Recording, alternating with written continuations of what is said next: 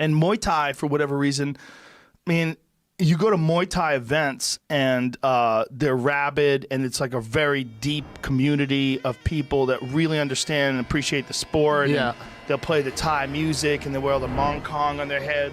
They bow to their trainer, little and they thing go on out their there, bicep, and they're yeah. fucking throwing elbows and smashing and kicking legs, and it's amazing to watch. Same thing as kickboxing, more or less, Muay Thai? It's the hardest. It's the hardest of all of them. More elite version of kickboxing. Yeah, because it's elbows and knees and a lot of clinch work and a lot of dumping where they trip you and slam you to the ground, and they kick you on the way down too. They'll like if you're they'll throw you into the ropes, and if you're still on your way down, you get punted in the head. Yeah. I mean, and it's legal. It's a hard sport, man. It's just, you feel as like, hard as it comes. I don't know. You feel like we could get people to get behind. I mean, even for me, you would have to have some sort of an epic change in the way we view things. But to me, it's way more exciting than football. Like, if those football players all decided to do Muay Thai, it would be better for their brains, believe it or not, to be a fighter. And two, you would see these elite athletes fucking smashing each other like that. Let's talk about that. It'd be incredible. I've never really understood the argument of like pitting this person against that person, or like who's got the best Muay Thai and MMA. Well, nobody, because they're not doing Muay Thai. They're doing MMA. Right. So that argument, that conversation is completely invalid. Like, oh, if you put this boxer in against this Muay Thai fighter, who's going to win? I don't know, what rules are they fighting under. They're fighting under Muay Thai rules. He's probably going to get crushed. Right. You know what I mean? The thing about roundhouse kicks and any kicks in general is people try to do them like fast. You really want to learn them slow. You want to learn, like, you got to resist the urge to try to hit things.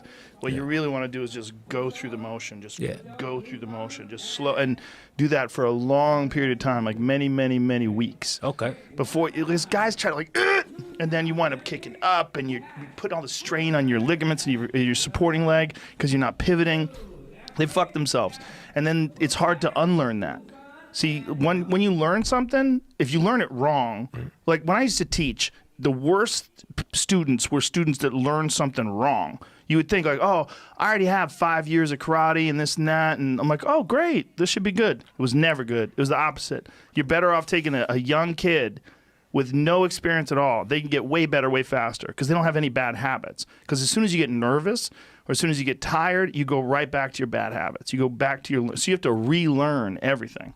Yeah, it was seeing the kids. I went to some of the fights out there, and it's wild seeing the kids in the undercard where you're seeing 7-year-olds. It's crazy, right? Fighting. And you're like, this is wrong, but I got to see the main event too, so I can't leave. It's their culture. It is. It feels wrong, but it's their culture, and it's also how a lot of the families make money. I mean, they literally send their kid off to the camp. But I was trying to figure out, and so it's part of the culture. Mm-hmm. It's national sport, but it doesn't seem. You have people. It's some fighters that are legends there.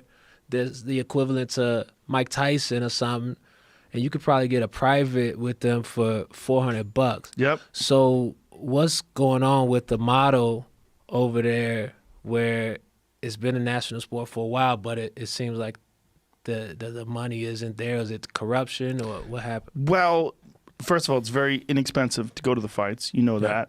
Everything's inexpensive in Thailand. And, I mean, everybody's wearing flip-flops, right? Mm-hmm. It's an interesting place. Like, my friend John Wayne Parr went there when he was a boy.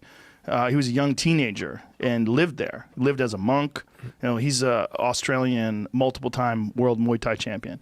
And he spent, like, a good deal of his time growing up there and really embrace the culture. And he's like, they're just, first of all, it's the land of smiles. Like, everyone's friendly. Like, one of the things I noticed there, like, people are genuinely very friendly.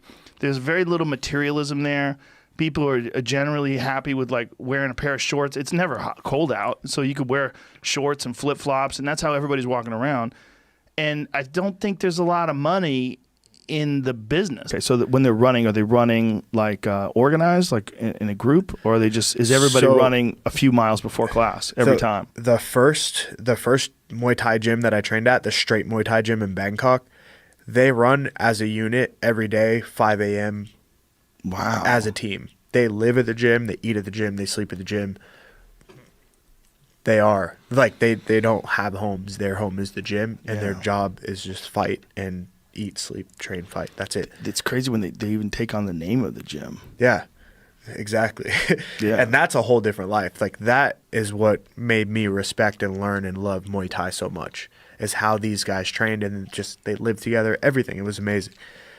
So they run as a group, but the other place, we all start off, but if someone's lapping you and they just want to run fast, like, it's totally fine. But before the class, everybody has to go. Yeah. Wow, that's a smart way to do it, man. I mean, if you could really convince them to be conditioned all the time, and there's no, like, you have no option. You can't be out of condition if you're going to run 5 miles every day. No, 5 miles and then hitting and kicking pads for 5 to 10 rounds a day, clinching 45 minutes a day.